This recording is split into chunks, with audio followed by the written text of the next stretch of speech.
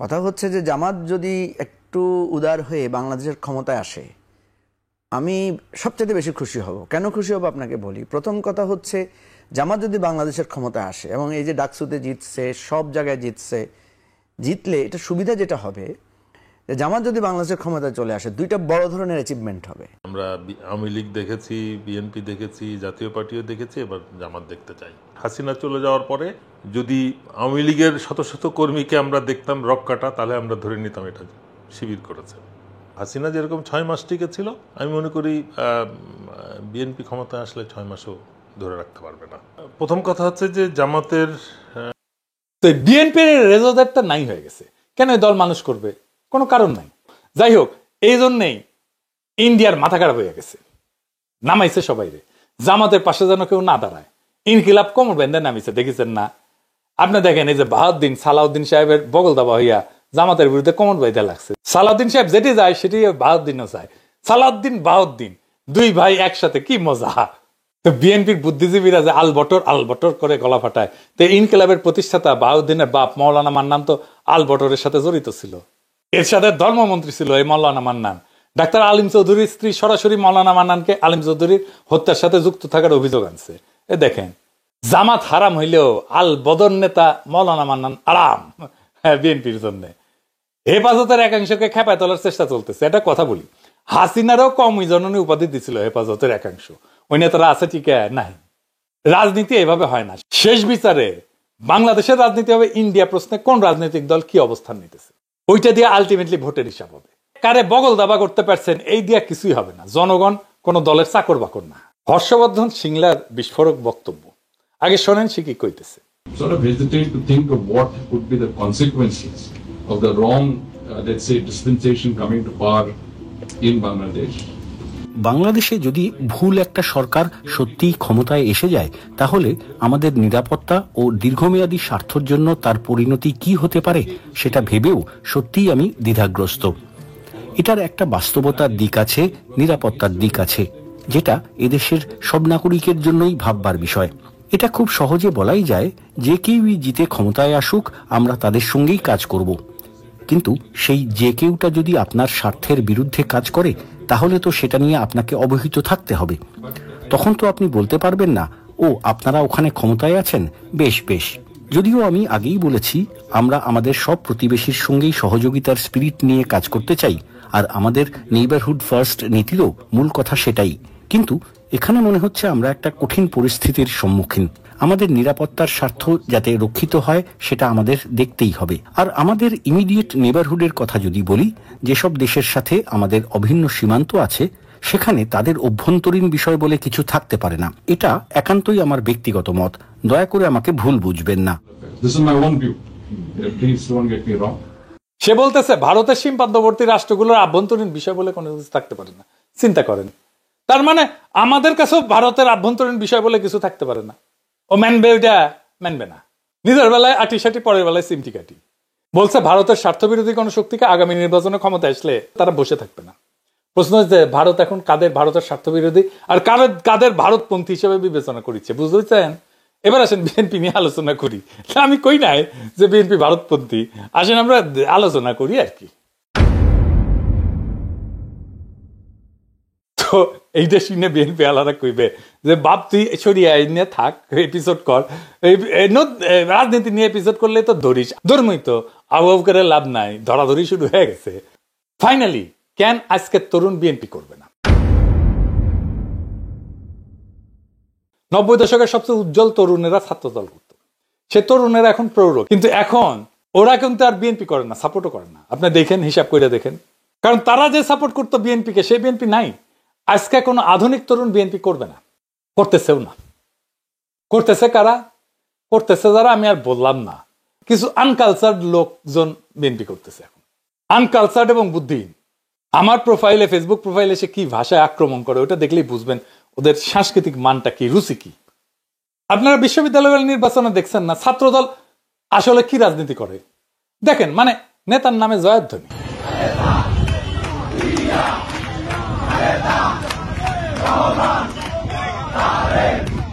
দেখেছেন, এটা কোনো আত্মমর্যাদা সম্পন্ন তরুণ তরুণী দেবে?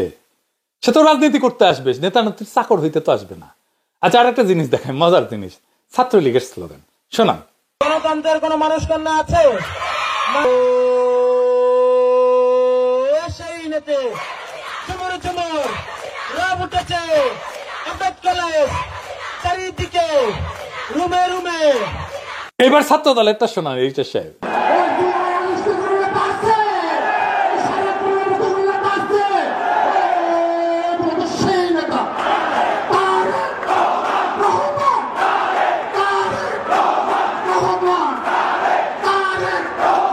দেখেছেন সেম টু সেম। এই যে প্রশাসন কাজ করতেছে না, কারণ আগের সবকিছু ঠিক রাখায় তারা সবাই আগামী সরকার আসার ধান্দায় আছে। 1991-এও পুরা প্রশাসন আর্মি, পুলিশ, আওয়ামী লীগের পক্ষে ছিল। ওই একই ঘটনা এবারও ঘটবে। আর এক কাজ তারেক রহমান করতেছে, প্রফেসর ইউনূসের ক্যাবিনেটের লোকজন বিশেষ সহকারীদের কাউরে কাউরে বলতেছে আপনারা আমরা চাই পরের সরকারে। আর কই যায় তারা, জমে ক্ষীর হয়ে গেছে। এমনকি প্রফেসর ইউনূসকে বলছে আপনি স্যার থাকবেন, আপনি থাকছেন স্যার আমাদের পরের সরকারে, মানে ইন্ডিকেশন দিছে আপনি প্রেসিডেন্ট হবেন।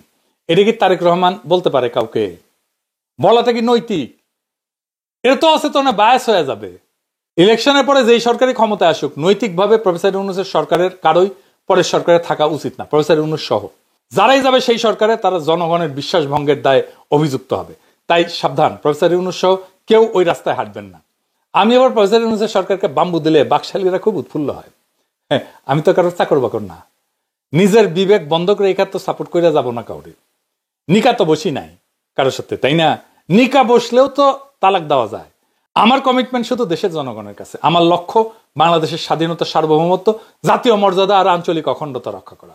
আমাদের দায়িত্ব আজ নতুন ভাবে শুরু করা, রাষ্ট্রকে পুনর্গঠন করা, জনগণের হাতে প্রকৃত ক্ষমতা ফিরায় আনা। কমিশনের কাগজ না, জনগণের ভোটে, জনগণের কণ্ঠে, জনগণের জীবনে টের পাওয়া যাবে এমন পরিবর্তনই টেকসই হবে। এটাই বাংলাদেশের লড়াই, স্বাধীনতা, সার্বভৌমত্ব, জাতীয় মর্যাদা আর আঞ্চলিক অখণ্ডতা রক্ষার লড়াই। যারা জনগণকে বাদ দিয়ে সিদ্ধান্ত নিতে চায় তাদের প্রস্তাব ডাস্টবিনেই ফেলে দেওয়া হবে। যে কারণে আপনি জামাত ছাড়লেন বা আপনাকে ছাড়তে হয়েছে। আপনি অনেক এক সময় দলের মধ্যে অনেক লিবারেল ডেমোক্রেসির কথা বলতেন। আমি দেখেছি আপনার একটা বক্তব্য যে জামাতে কি কখনো হিন্দু লোক জয়েন করতে পারবে কিনা, এই ধরনের প্রশ্ন কিন্তু আপনি তুলেছিলেন। সেই জামাত যখন হিন্দুদেরকে প্রার্থী করার কথা ভাবছে, শিবিরের প্যানেলে ভিন্নধর্মী প্রার্থী ছিল, এই যে ইনক্লুসিভনেস জামাতের মধ্যে চলে আসতেছে, জামাত যে লিবারেল ডেমোক্রেসির দিকে এগিয়ে যাচ্ছে, এখন আপনার কি মনে হচ্ছে যে জামাত তো, আপনি যে ধরনের একটা দল চেয়েছেন, জামাত তো সেই ধরনের দলই দিকে এগিয়ে যাচ্ছে, এখন কি একটু আফসোস হচ্ছে যে? না না না, আমি তো খুব খুশি, আমি খুব স্বাগত জানাই এই সিদ্ধান্তগুলোকে। দেখেন, মানে অসুবিধাটা কি, বিষয় হচ্ছে যে প্রথম কথা হচ্ছে যে আমি আমি আমি পদত্যাগ করি নাই বা দল ত্যাগ করি নাই। আমি যে বিষয়গুলো রেজ করেছিলাম এগুলোকে সাংগঠনিক বিশৃঙ্খলা হিসাবে দেখে আমার বিরুদ্ধে সাংগঠনিক ব্যবস্থা নেওয়া হয়েছে। আমি এটাকে সাদরে গ্রহণ করেছি। সো এটা এই পার্ট শেষ, এটা নিয়ে কোনো কথা না। কথা হচ্ছে যে জামাত যদি একটু উদার হয়ে বাংলাদেশের ক্ষমতায় আসে, আমি সবচেয়ে বেশি খুশি হব। কেন খুশি হব আপনাকে বলি। প্রথম কথা হচ্ছে জামাত যদি বাংলাদেশের ক্ষমতায় আসে এবং এই যে ডাকসুতে জিতছে, সব জায়গায় জিতলে এটা সুবিধা যেটা হবে, জামাত যদি বাংলাদেশের ক্ষমতায় চলে আসে, দুইটা বড় ধরনের অ্যাচিভমেন্ট হবে। একটা হচ্ছে জামাতের যেই বয়ানটা ছিল যে এই দেশ স্বাধীন হলে এটা ভারতের পেটে চলে যাবে, এই থিসিসটা ভুল প্রমাণ হবে। যে না, এই দেশটা স্বাধীন হয়ে ভুল হয় নাই, বরং জামাত ক্ষমতায় আসার একটা পথ তৈরি হয়েছে, যেটা পাকিস্তান জামাত কোনোদিনও ক্ষমতায় আসতে পারে নাই এবং বাংলাদেশ আসতে পেরেছে। দ্বিতীয়, ইতিহাসে একটা নতুন নজির হবে যেটা পৃথিবীর কোনো ইতিহাসে হয় নাই। সেটা হচ্ছে যে বলা হতো জামাতের বিরুদ্ধে এটা বলা হতো যে স্বাধীনতার বিরোধিতা করে কেউ কোনোদিন ওই রাষ্ট্রের ক্ষমতায় আসতে পারে নাই। এটাই প্রথম নজির হবে যে যেই দেশটা সে চায় নাই সেই দেশটার জনগণ তাকে ভোট দিয়ে তাকে রাষ্ট্র ক্ষমতায় বসিয়েছে। এবং এটার মধ্য দিয়ে জামাতের কিন্তু ৭১-এর যে লেগেসি আছে সেটাও কিন্তু শেষ হয়ে যাবে। কারণ জামাত বলতে পারবে জনগণ ভোট দিয়ে তো আমাদেরকে বানিয়েছে, জনগণ যদি আমাদেরকে স্বাধীনতার বিরোধী মনে করতো, কোলাবোরেটর মনে করতো, তাহলে তো ভোট দিত না। এটা আমি খুবই প্রত্যাশা করি যে এই ঘটনাটা ঘটুক। এই প্রত্যাশা কেন মনে হলো? জামাত কি ক্ষমতার খুব কাছাকাছি? না না, আমি কাছাকাছি কিনা সেটা আলাদা প্রশ্ন। আমি বলছি যে এটা আমি মনে করি এটা একটা বিরাট ভিক্টরি। হাসিনা চলে যাওয়ার পরে যদি আওয়ামী লীগের শত শত কর্মীকে আমরা দেখতাম রক কাটা, তাহলে আমরা ধরে নিতাম এটা শিবির করেছে। হাসিনা যেরকম ৬ মাস টিকে ছিল, আমি মনে করি বিএনপি ক্ষমতায় আসলে ৬ মাসও ধরে রাখতে পারবে না। প্রথম কথা হচ্ছে যে জামাতের বিরুদ্ধে যে মিথ, যেগুলো অপপ্রচার, যেটা সেটা ব্যাপারে জনগণের ধারণা আমি মনে করি যথেষ্ট পরিবর্তন হয়েছে জামাত বা তার অঙ্গ সংগঠনের বিরুদ্ধে। সেটা কিন্তু লক্ষণীয় বিষয়। ইলেকশনে জয়ী হয়ে আওয়ামী লীগ, বিএনপি, জাতীয় পার্টির সরকার পরিচালনার যে অভিজ্ঞতা, সেটার পরিপ্রেক্ষিতে তার অঙ্গ সংগঠনের কার্যক্রম সম্পর্কে মানুষের যথেষ্ট তিক্ত ধারণা। সেই পরিপ্রেক্ষিতে এই যে বিপ্লবটা হলো, এই পরিবর্তনের গত 16 বছরের চরমভাবে অত্যাচারিত হওয়া সত্ত্বেও তাদের শীর্ষ নেতৃবৃন্দ জুডিশিয়াল কিলিংয়ের মাধ্যমে হত্যা করার পরেও এই দলটা নিজ যোগ্যতায় এখন আমি মনে করি অত্যন্ত সংগঠিত, এবং তারা শৃঙ্খলার সাথে কিন্তু তাদের রাজনৈতিক কর্মকাণ্ড চালাচ্ছে। তাদের কোনো রকম চাঁদাবাজি, কোনো রকম দখলবাজি যেটাকে বলে, আমরা এই ধরনের কোনো কিছু দেখছি না। আমি বলতে কিন্তু আমি জনগণের পারসেপশনটা বলার চেষ্টা করছি। জনগণ কিন্তু এটা স্পষ্টভাবে খেয়াল করেছে যে আওয়ামী লীগের স্বৈরশাসন থেকে দেশ মুক্ত হয়েছে, কিন্তু আবার আর একটা স্বৈরাচার তারা দেখার আভাস পাচ্ছে। সেই জিনিসটা তাদেরকে আতঙ্ক করেই হয়তো জামাতের দিকে নজর দেওয়ার সুযোগ সৃষ্টি করছে। এবং সেই পরিপ্রেক্ষিতে আপনার বক্তব্য যেটা, যে আমরা আওয়ামী লীগ দেখেছি, বিএনপি দেখেছি, জাতীয় পার্টিও দেখেছি, এবার জামাত দেখতে চাই। এখন জামাত এখনো পর্যন্ত কি দেখাচ্ছে? তাদের ছাত্র সংগঠন, যেটার বিরুদ্ধে সব থেকে বেশি অপপ্রচার ছিল, যেটা রক কাটা হ্যান ত্যান, এরা তাদেরকে আমরা ঠিক অপোজিট, 180 ডিগ্রি অপোজিট একটা ছাত্র সংগঠন হিসেবে দেখছি। ঢাকা ইউনিভার্সিটিতে যেটা দেখি, বা জাহাঙ্গীরনগর, যেটা যথেষ্ট আমি মনে করি কি বলা যায়, ধর্মনিরপেক্ষ আইডিয়াতে যেটা ইউনিভার্সিটিটা প্রতিষ্ঠিত, যদিও এটা হওয়া উচিত ছিল না, বাট তারা তা সত্ত্বেও জাহাঙ্গীরনগরেও কিন্তু তারা একটা যথেষ্ট ভালো রেজাল্ট করেছে। এবং তাদের কার্যক্রমটাও কিন্তু রাজনীতি যেমন হওয়া উচিত, ছাত্র সংগঠন হিসেবে ছাত্রদের যে ইউনিভার্সিটিতে কার্যকলাপ যেমন হওয়া উচিত, জামাত বা তাদের যে সংগঠনটা আছে, জোট যেটা আছে, তারা কিন্তু ওইটা অত্যন্ত সুষ্ঠু এবং সুশৃঙ্খল একটা বাহিনী হিসেবে বা দল হিসেবে নিজেদেরকে প্রতিষ্ঠা করতে পেরেছে, এবং ছাত্র কল্যাণে তারা নিয়োজিত, এটা প্রমাণ করতে পেরেছে। এটা হচ্ছে জামাতের ওই জিনিসটা এখনো পর্যন্ত কেউ দেখেনি। আমি মনে করি যে হাসিনা চলে যাওয়ার পরে যদি আওয়ামী লীগের শত শত কর্মীকে আমরা দেখতাম রক কাটা, তাহলে আমরা ধরে নিতাম এটা শিবির করেছে। বাট তেমন তো কিছু আমরা দেখলাম না, কোনো হত্যাও দেখলাম না। যারা ইদানিং যারা মারা যাচ্ছে তারা কিন্তু কেউ আওয়ামী লীগের না। ইন্টারেস্টিং এই জিনিসটাই কিন্তু আমি মনে করছি যে